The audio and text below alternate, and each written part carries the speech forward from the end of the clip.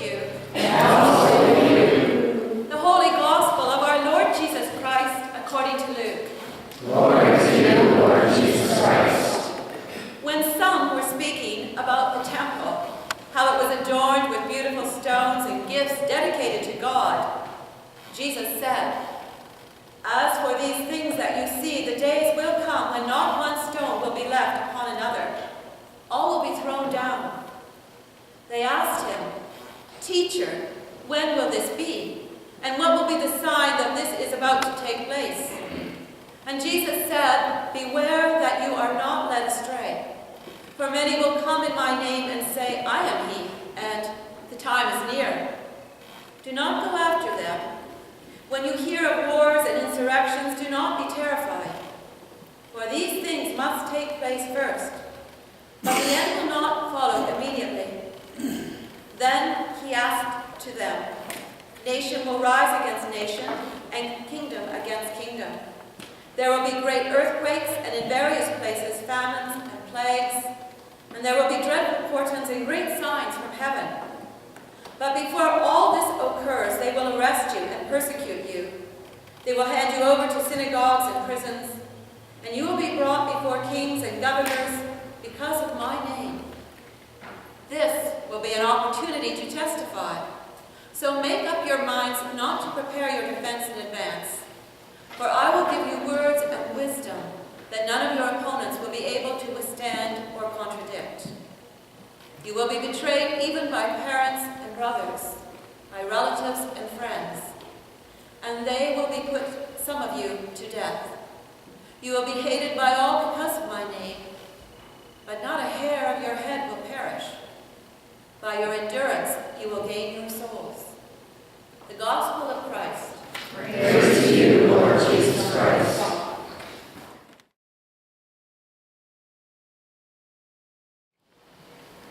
May the words of my mouth and the meditations of all our hearts be acceptable in your sight, O Lord, our strength and our Redeemer.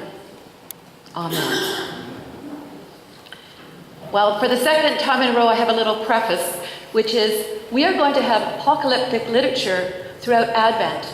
And so those words are profound and deep, and I refer to them, but I'm focusing more on the first reading. And we will have plenty of time in the weeks to come to also contemplate these powerful words that the gospel continues through Advent.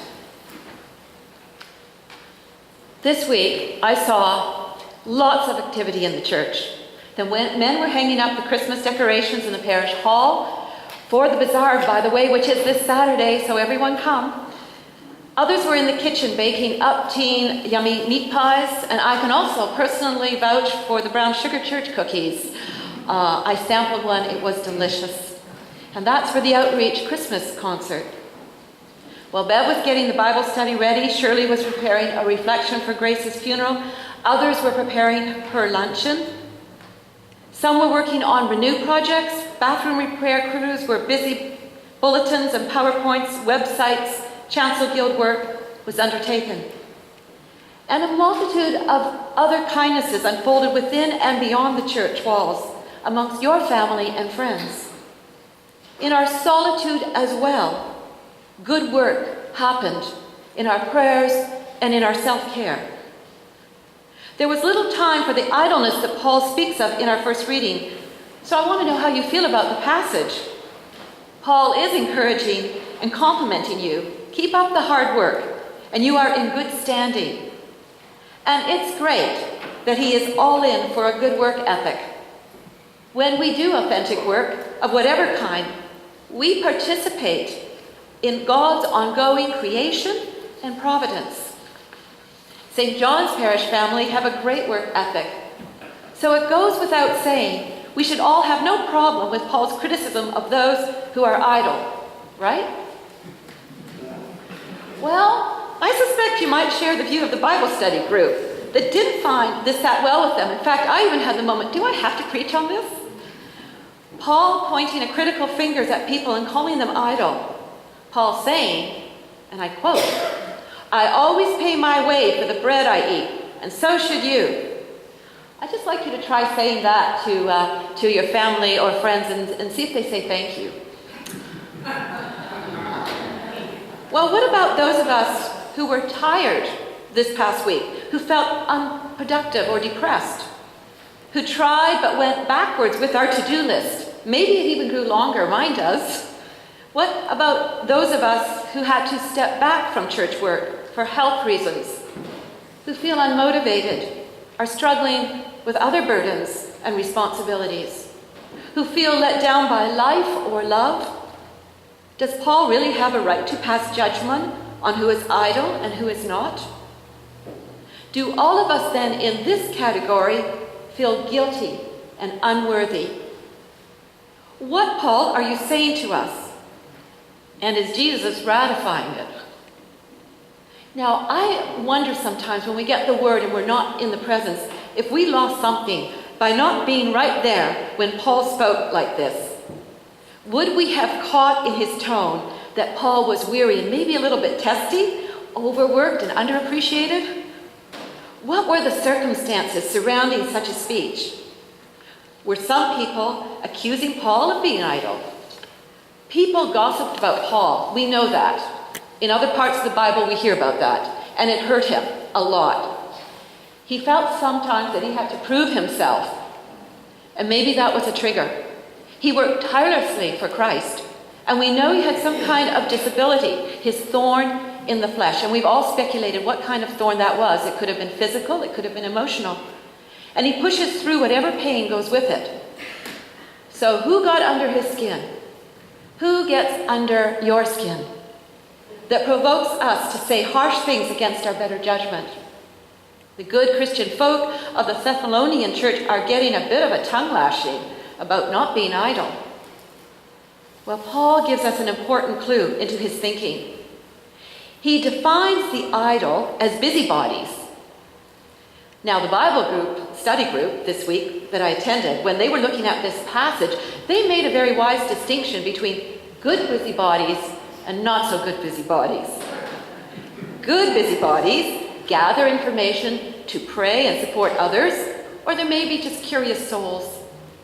While Paul is referencing busybodies who gather information about others with far less honorable intentions. If they would take that time and use it productively instead of destructively, the church witness to Christ would be so much clearer and attractive.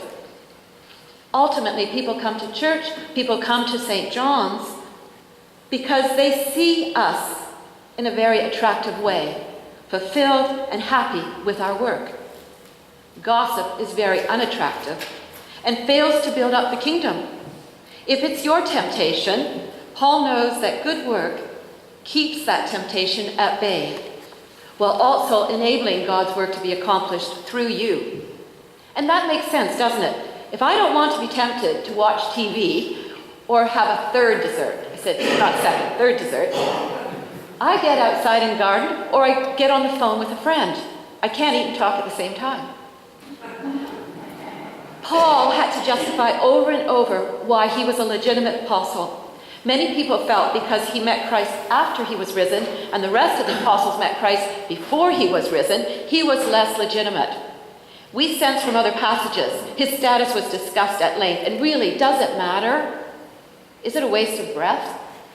So combine this kind of idle talk about Paul or anyone else who is under scrutiny at any particular time with legitimate kingdom of God building work to do that busybodies could be doing, and we get a better sense of what Paul is saying to the Thessalonians and to us. Now I want you to imagine, I've heard so much about this roast beef dinner, I'm looking forward to it. And I want to imagine you've had the roast beef dinner at St. John's, it's over, and you go to get a broom and dustpan from the closet, and when you return in the parish hall, everyone's taken off. And you are left alone to clean. You just might have an unsavory thought or two. It happens in our homes, workplaces, with some people who have a gift just exiting, and other people who roll up their sleeves, or people return when the project's over and the meal prepared. And we're miffed. That's how the elder brother in the prodigal parable felt. That's how the laborers who received the same pay for a 12-hour workday felt about those who worked a couple of hours and got the same pay. Ripped off. begrudging.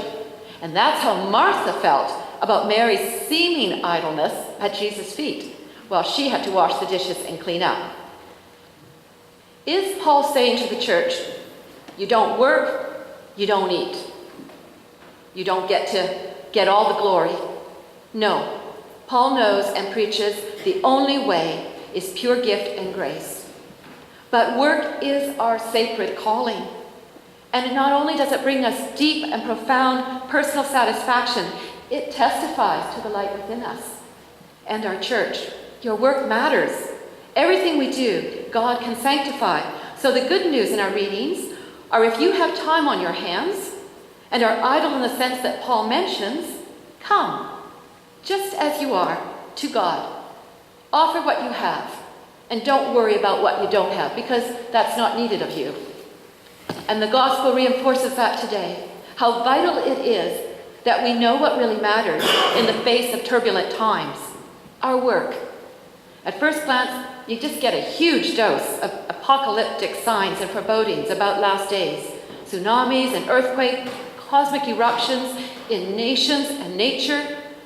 Maybe bringing to mind for you the U.S. election coverage of the Democrats and Republicans, demonstrators fighting each other, and nations weighing in pessimistically on the implications. So a passage today on cosmic upheaval can alarm us.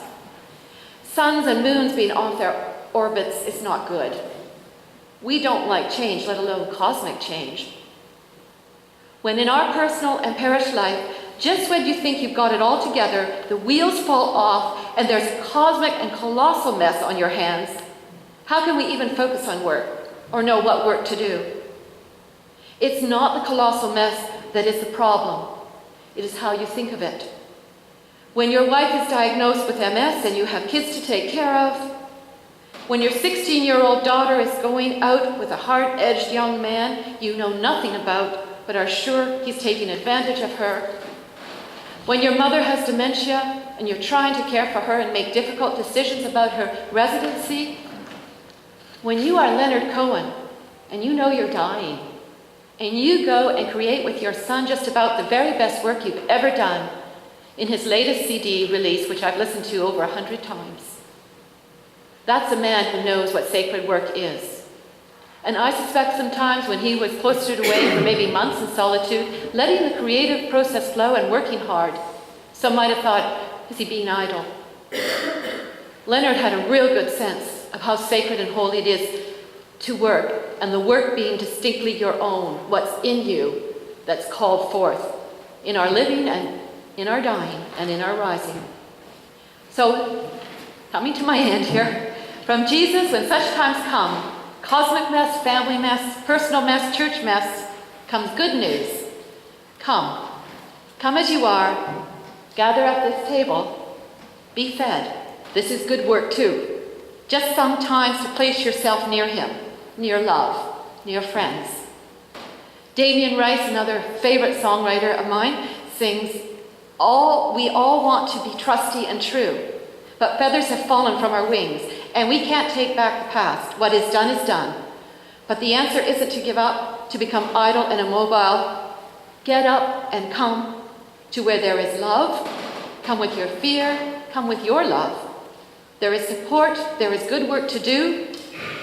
Come with your mess. Offer yourself to God, who will clear a path for you. And finally, Damien sings, if all that you are is not all that you desire, come, and let the rest unfold without idle speculation. Come, and let God love you and do holy work within you. Amen.